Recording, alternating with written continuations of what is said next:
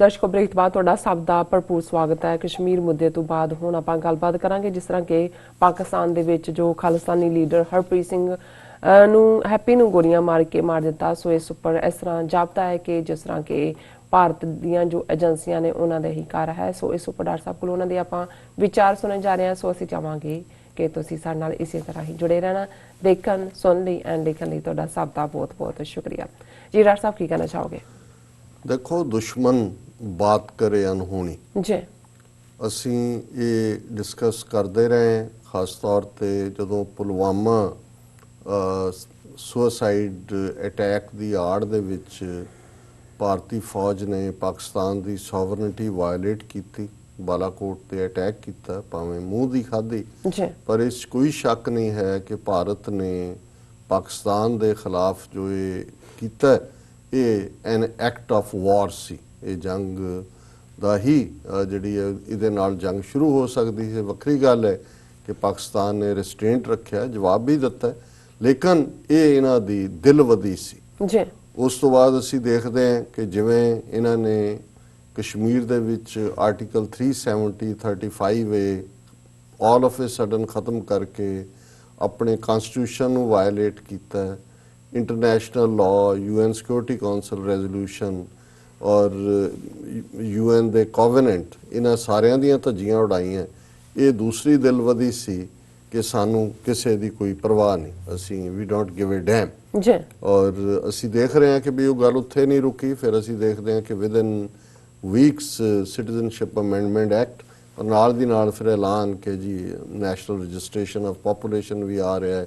National registration of citizens भी आ रहा है और मुसलमानों के खिलाफ और पाकिस्तान के खिलाफ ये सारे पीरीयड इंटरनेशनल लैवल पे IMF और दूसरे चैंटाई लॉबी ये सारा पार्ट जी। पर ज़ाहिर है भी एक गल जी सारे पीरीयड जी असी पहले टॉपिक भी डिस्कस की है सिखां दी सॉलीडैरिटी कश्मीरियों के नाल भी मुसलमानों के नाल भी और इंटरनेशनली खास तौर पर करतारपुर लांघे तो बाद सिखां दा एंबेसडर बन जाना पाकिस्तान का गुडविल का ये इन्हों बहुत ज़्यादा जी है वो तकलीफ दे रही है और इन्हों पता नहीं लग रहा भी इन्हों हैंडल किवें करन। दूसरा क्योंकि पाकिस्तान ने एक नैरेटिव पूरा बनाया इमरान खान और ने नाजी इंडिया का और उसके लिए इंटरनेशनली आवाज़ भी बुलंद करते हैं भावें बहुत सारिया प्रॉब्लम्स क्योंकि फाइनैंशियल ने पाकिस्तान दियां शायद उस लैवल ते काम नहीं कर सकते। हुण जिहड़ी एक बड़ी दिलवदी पाकिस्तान दे विच वड़ के इंडियन एजेंसी हालांकि पाकिस्तान वालों खामोशी है ईवन उन्होंने मीडिया ने भी और ये खबर सब तो पहला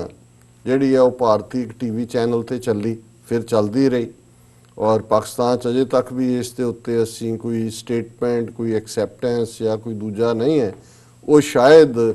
जदों एजेंसियां देखदियां ने उन्होंने शायद यही घबराहट होए पाकिस्तान दियां नूं जी जे असीं ये कहा कि जी इन्होंने आके साडे मारिया है तो फिर ये होएगा कि जी असीं जिवें कोई जिहड़ा है वो मिलीटेंट्स नूं पनाह दित्ती हुई है। हालांकि एक नोन फैक्ट है कि कोई जरूरी नहीं हुंदा कि जिहड़ा किते जाके पनाह लैंदा जां रहिंदा है वो कोई दहशतगर्द हुंदा है, वो सताया हुंदा है। और पाकिस्तान च भी जिथे जे भारत दे विच जाके जिहड़े कोई बलोच इन्हां ने खड़े कीते ने कोई दूजे खड़े कीते ने इस किस्म के लोग जिहड़े पाकिस्तान के खिलाफ भुगतन वाले रहे ने ते जे पाकिस्तान दे विच चंद सिख एक्टिविस्ट जिहड़े सफ़र जिन्हां ने कीता उत्थे गए ने ते इनू ओन करन दे विच तां कोई नुकसान भी नहीं सी। लेकिन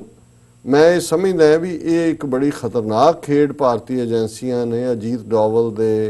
जिहड़े बॉय ने उन्होंने राह वालियां ने खेडी है कि एक सिंह जिहड़ा खालिस्तान लिबरेशन फोर्स दा जिहड़ा हैड सी चीफ मैं वैसे हरप्रीत सिंह कहंदा रहा उन्होंने एग्जैक्ट नाम हरमीत सिंह क्योंकि उन्होंने निकनेम हैप्पी सी जी। जो बहुत बार हैप्पी वाले हरप्रीत होंदे पर हरमीत सिंह उन्हें हरमीत सिंह कोई ऑर्डनरी सिख नौजवान नहीं सी। इन्हें PhD गुरु नानक यूनिवर्सिटी चो कर रहा सी फाइनल स्टेज ते जदों कि इन्हें महसूस किया कि जो जुल्म हो रहे हैं इत्थे रह के आम जिंदगी जीण दा कोई फायदा नहीं है, कौम लिए कुछ करना चाहिए। 2008 दे विच उन्हें अपना घर बार छड़ दिता है ਔਰ ਇਹ ਕਿਉਂਕਿ ਉਹਨਾਂ ਦੇ ਪਿਤਾ ਅੰਮ੍ਰਿਤਸਰ ਦੇ ਨੇੜੇ ਇੱਕ ਪਿੰਡ ਹੈ ਜਿਹੜਾ ਹੁਣ ਤਾਂ ਅੰਮ੍ਰਿਤਸਰ ਦਾ ਹੀ ਹਿੱਸਾ ਹੈ, 6 ਹਲਟਾ ਉਹਨੂੰ ਕਹਿੰਦੇ ਨੇ, ਕੁਇਕਲੀ 6 ਹਲਟਾ ਕਹਿੰਦੇ ਨੇ, ਕਿਉਂਕਿ ਇਹ ਉਹ ਥਾਂ ਹੈ ਜਿੱਥੇ ਪੰਜਵੇਂ ਪਾਤਸ਼ਾਹ ਨੇ ਜਦੋਂ ਉਹਨਾਂ ਨੇ ਅੰਮ੍ਰਿਤਸਰ ਤੋਂ ਬਾਹਰ ਆਪਣਾ ਨਿਵਾਸ ਕੀਤਾ ਤੇ ਉੱਥੇ 6 ਹਲਟਾਂ ਵਾਲਾ ਖੂਹ ਚਲਾਇਆ ਸੀ। ਅੱਜ ਵੀ ਉਹ ਜਿਹੜੇ ਹਲਟ ਨੇ, ਕਿਉਂਕਿ ਹਲਟਾਂ ਦੇ ਨਾਲ ਹੀ ਪਾਣੀ ਖਿੱਚਿਆ ਜਾਂਦਾ ਸੀ, ਸੋ 6 ਹਲਟ ਜਿਹੜੇ ਨੇ ਉਹ ਸਾਈਮਲਟੇਨੀਅਸਲੀ ਐਟ ਵਰਕ, ਕਿਉਂਕਿ ਫਿਰ ਉਹ ਬਹੁਤ ਵੱਡਾ ਗਸ਼ਿੰਗ ਆਫ ਵਾਟਰ ਹੁੰਦਾ ਹੈ। ਉਹਦਾ ਨਾਂ ਹੀ ਇਸ ਲਈ ਸੀ ਕਿ ਗੁਰੂ ਸਾਹਿਬ ਨੇ ਉੱਥੇ 6 ਹਲਟਾਂ ਵਾਲਾ ਖੂਹ ਚਲਾਇਆ, 6 ਹੱਟੇ।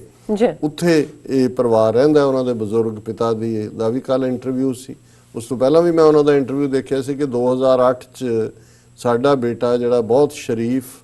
ਪਰ ਸਿੱਖੀ ਦੇ ਨਾਲ ਪਿਆਰ ਕਰਨ ਵਾਲਾ ਸੀ, ਉਹਨੇ ਘਰ-ਬਾਰ ਛੱਡ ਦਿੱਤਾ ਔਰ 12 ਸਾਲ ਹੋ ਗਏ ਉਹਨੇ ਕਦੇ ਘਰ ਫੋਨ ਵੀ ਨਹੀਂ ਕੀਤਾ, ਕਿਸੇ ਨਾਲ ਕੋਈ ਰਾਬਤਾ ਨਹੀਂ ਸੀ। ਪਰ ਇਹਨਾਂ ਦੀਆਂ ਏਜੰਸੀਆਂ ਇੰਡੀਆ ਦੀਆਂ ਲਗਾਤਾਰਤਾ ਨਾਲ ਕੋਈ ਨਾ ਕੋਈ ਖਬਰਾਂ ਉਹਦੇ ਨਾਲ ਜੋੜ ਕੇ ਕਿ ਜੀ ਆਹ ਜਿਹੜਾ ਗਰਨੇਟਾ ਬ੍ਰਿਗੇਡੀਅਰ ਮਾਰਿਆ ਗਿਆ ਜਲੰਧਰ ਦੇ ਵਿੱਚ ਤੇ ਫਲਾਣੇ, ਉਹ ਸਾਰੇ ਉਹਦੇ ਨਾਲ ਹੀ ਜੋੜਦੇ ਸੀ। ਹੁਣ ਜਿਹੜੀ ਖਬਰ ਹੈ ਜਿਹੜੀ ਉਹਨਾਂ ਦੇ ਟੀਵੀ ਚੈਨਲ ਰਾਹੀਂ ਆਈ ਔਰ ਇਧਰੋਂ ਔਰ ਰਿਪੀਟ ਹੁੰਦੀ ਰਹੀ, ਉਹਦੇ 'ਚ ਇਹ ਸੀ ਕਿ ਹੁਣ ਲਾਹੌਰ ਤੋਂ ਕੁਝ ਦੂਰ ਇੱਕ ਪਿੰਡ ਹੈ ਡੇਰਾ ਚਾਲਾਂ, ਔਰ ਜਿਵੇਂ ਇਤਿਹਾਸਕ ਉੱਥੇ ਇਤਿਹਾਸਕ ਗੁਰਦੁਆਰਾ ਹੈ ਔਰ ਬੇਬੇ ਨਾਨਕੀ ਦੇ ਸਹੁਰੇ ਉਸ ਪਿੰਡ ਦੇ ਵਿੱਚ ਸਨ ਔਰ ਗੁਰਦੁਆਰੇ ਦੇ ਨਾਲ ਜ਼ਮੀਨ ਵੀ ਹੈ ਔਰ 47 ਤੋਂ ਬਾਅਦ ਜਿਹੜੇ ਉੱਥੇ ਰਹਿਣ ਵਾਲੇ ਸੀ ਉਹਨਾਂ ਦੇ ਵਛਿੰਦੇ ਵੀ, ਜਿਨ੍ਹਾਂ 'ਚੋਂ ਇੱਕ ਹਾਇਰ ਮਿਨਿਸਟਰ ਵੀ ਬਣਿਆ, ਉਹਨਾਂ ਨੇ ਯਕੀਨੀ ਬਣਾਇਆ, ਉਹਨਾਂ ਨੇ ਕਿਹਾ ਇਹ ਬਾਬੇ ਨਾਨਕ ਦੀ ਸਾਡੇ ਇਸ ਦਰ ਦੇ ਨਾਲ, ਇਸ ਪਿੰਡ ਦੇ ਨਾਲ ਸਾਂਝ ਹੈ ਉਹਨਾਂ ਦੀ ਭੈਣ ਦਾ, ਔਰ ਜਿਹੜੀ ਜ਼ਮੀਨ ਤੇ ਕਬਜ਼ੇ ਵੀ ਸੀ ਉਹ ਛਡਾ ਕੇ ਉੱਥੇ ਗੁਰਦੁਆਰਾ ਸਥਾਪਿਤ ਹੈ। ਹੁਣ ਭਾਈ ਹਰਪ੍ਰੀਤ ਸਿੰਘ ਆਪਣੇ ਜਿਹੜੇ ਨੇ ਉੱਥੇ ਹੀ ਰਹਿੰਦੇ ਸੀ ਔਰ ਉਹਨਾਂ ਦੀ ਜਿਹੜੀ ਉਹਨਾਂ ਦੀ ਕਿਲਿੰਗ ਹੋਈ ਹੈ, ਉਹ ਪੈਦਲ ਜਾ ਰਹੇ ਸੀ ਸੈਰ ਲਈ ਜਾਂ ਮੱਥਾ ਟੇਕ ਕੇ ਨਿਕਲੇ ਜਾਂ ਕਿਵੇਂ,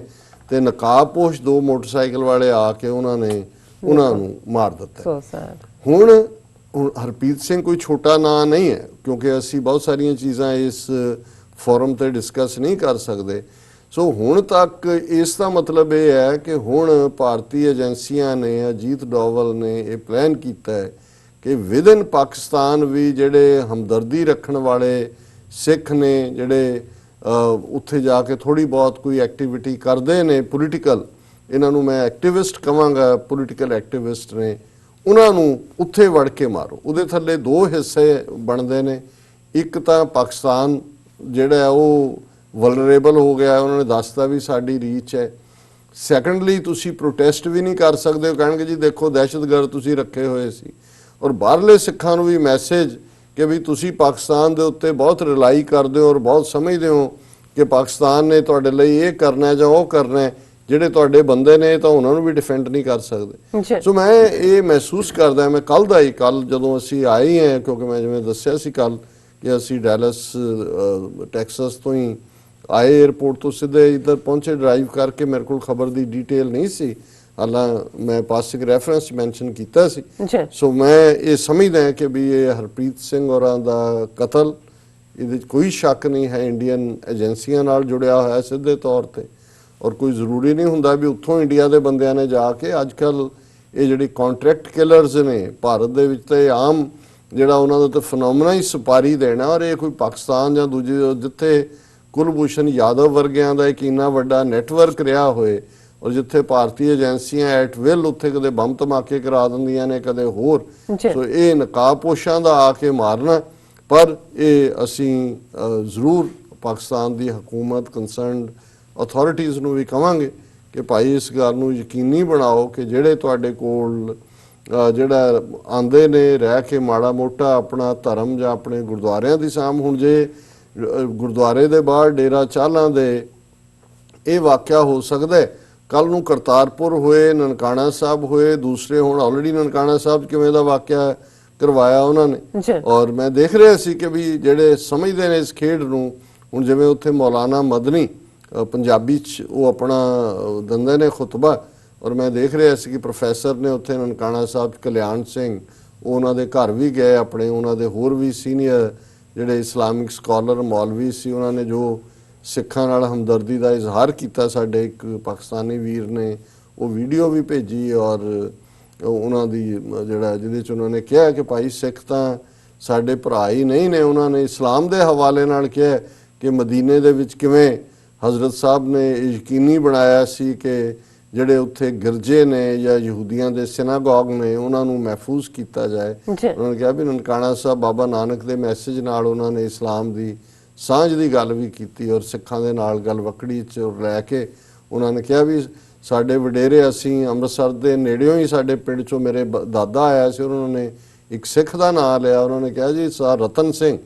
ਜਿਨ੍ਹਾਂ ਨੇ ਉਹਨਾਂ ਨੂੰ ਮੇਰੇ ਦਾਦੇ ਨੂੰ ਲੁਕਾ ਕੇ ਆਪਣੇ ਘਰ ਰੱਖਿਆ, ਜਦੋਂ ਹਾਲਾਤ ਨਾਰਮਲ ਹੋਏ ਉਹ ਛੱਡਣ ਆਏ। ਉਹਨਾਂ ਨੇ ਕਿਹਾ ਸਾਡੀ ਐਸੀ ਸਾਂਝ ਹੈ ਕੌਮਾਂ ਦੀ। ਸੋ ਮੈਂ ਸਮਝਦਾ ਵੀ ਇਹ ਗੁਰਦੁਆਰੇ ਦੇ ਨੇੜੇ ਤੇੜੇ ਆਉਂਦਿਆਂ ਜਾਂ ਜਾਂਦਿਆਂ ਇਸ ਕਿਸਮ ਦਾ ਮਰਡਰ ਹੋਣਾ ਵੀ ਉਸ ਬੰਦੇ ਦਾ ਜਿਹੜਾ ਰੀਅਲ ਇੱਕ ਇੰਟੈਲੈਕਚੁਅਲ PhD ਔਰ ਜਿਹੜਾ ਪਰਨਾਇਆ ਹੋਇਆ ਆਪਣੇ ਕਾਜ਼ ਨੂੰ, ਇਹ ਠੀਕ ਨਹੀਂ ਹੈ। ਇਹਦਾ ਮਤਲਬ ਇਹ ਹੈ ਕਿ ਆਲਰੇਡੀ ਇੰਡੀਅਨ ਨੈਟਵਰਕ ਪਾਕਿਸਤਾਨ ਦੇ ਵਿੱਚ ਈਵਨ ਸਿੱਖ ਹਲਕਿਆਂ 'ਚ ਵੀ ਜਿਹੜੇ ਐਕਟਿਵਿਸਟ ਨੇ ਉਹਨਾਂ ਦੇ ਨੇੜੇ ਇਹਨਾਂ ਨੇ ਆਪਣੀ ਪਹੁੰਚ ਬਣਾ ਲਈ ਹੈ ਔਰ ਇਹਦੇ 'ਚ ਜਿਹੜੇ ਇਸ ਗੱਲ ਦੇ ਲਈ ਹੁਣ ਪਾਕਿਸਤਾਨ ਦੀ ਹਕੂਮਤ ਇਹਨੂੰ ਇਨਵੈਸਟੀਗੇਟ ਵੀ ਕਰੇ ਇਸ ਇਨਸੀਡੈਂਟ ਨੂੰ, ਪਰ ਯਕੀਨੀ ਬਣਾਏ ਕਿ ਪ੍ਰੋਪਰ ਸਿਕਿਉਰਿਟੀ ਸੇਫਟੀ ਗੁਰਦੁਆਰਿਆਂ 'ਚ ਵੀ ਔਰ ਜਿਹੜੇ ਥੋੜੇ ਬਹੁਤ ਫੇਸ ਨੇ ਪਬਲਿਕ ਜਿਹੜੇ ਤੁਹਾਡੇ ਆ ਕੇ ਗੱਲ ਵੀ ਕਰਦੇ ਨੇ ਔਰ ਜਿਹੜੇ ਐਡਵੋਕੇਸੀ ਕਰਦੇ ਨੇ ਸਾਂਝ ਦੀ, ਉਹਨਾਂ ਦੀ ਸੁਰੱਖਿਆ ਨੂੰ ਯਕੀਨੀ ਬਣਾਇਆ ਜਾਏ। ਜੀ ਡਾਕਟਰ ਸਾਹਿਬ ਤੁਹਾਡਾ ਬਹੁਤ ਬਹੁਤ ਸ਼ੁਕਰੀਆ ਇੱਥੇ ਲੈਣੇ ਅਪਡੇਟ ਵਿਊਅਰਸ। ਅਸੀਂ ਤੁਹਾਨੂੰ ਅਪੀਲ ਤੇ ਬੇਨਤੀ ਕਰਦੇ ਹਾਂ ਵਿਊਅਰਸ, ਜਿਸ ਤਰ੍ਹਾਂ ਕਿ ਤੁਸੀਂ ਜਾਣਦੇ ਹੋ ਕਿ TV84 ਇੱਕ ਪੰਥਕ ਚੈਨਲ ਹੈ। TV84 ਸਿੱਖਾਂ, ਕਸ਼ਮੀਰੀਆਂ ਤੇ ਭਾਰਤ ਦੀਆਂ ਨਾਰਥ ਈਸਟ ਸਟੇਟਾਂ ਦੇ ਲੋਕਾਂ ਲਈ ਸਵੈਰਨੇਤ ਹੱਕਾਂ ਦਾ ਹਾਮੀ ਹੈ। ਅਸੀਂ ਚਾਹਾਂਗੇ ਕਿ ਤੁਸੀਂ TV84 ਦੀ ਵੱਧ ਤੋਂ ਵੱਧ ਮਾਈਕ ਸਹਾਇਤਾ ਕਰੋ। ਤੁਸੀਂ ਆਪਣੀ ਮਾਈਕ ਸਹਾਇਤਾ ਸਾਡੀ ਵੈਬਸਾਈਟ TV84 ਜਾਂ TV ਤੇ ਜਾ ਕੇ ਪੇਪਲ ਦੀ ਵਰਤੋਂ ਕਰਕੇ ਵਨ ਟਾਈਮ ਡੋਨੇਟ ਕਰ ਸਕਦੇ ਹੋ, ਮੰਥਲੀ ਡੋਨੇਟ ਵੀ ਕਰ ਸਕਦੇ ਹੋ। ਤੁਸੀਂ TV84 ਦੇ ਨਾਮ ਤੇ ਚੈੱਕ ਬਣਾ ਕੇ ਸਾਨੂੰ ਮੇਲ ਵੀ ਕਰ ਸਕਦੇ ਹੋ ਸਾਡੇ ਇਸ ਪਤੇ ਤੇ 36-01 37th Avenue, Long Island City, New York 11101 USA, ਜਾਂ ਫਿਰ ਤੁਸੀਂ ਸਾਨੂੰ ਫੋਨ ਰਾਹੀਂ ਵੀ ਸੰਪਰਕ ਕਰ ਸਕਦੇ ਹੋ ਸਾਡੇ ਫੋਨ ਨੰਬਰ ਤੇ 5164060694। Thank you so much viewers, ਤੁਸੀਂ ਕਿਤੇ ਨਹੀਂ ਜਾਣਾ, ਮਿਲਦੇ ਹਾਂ after this short break।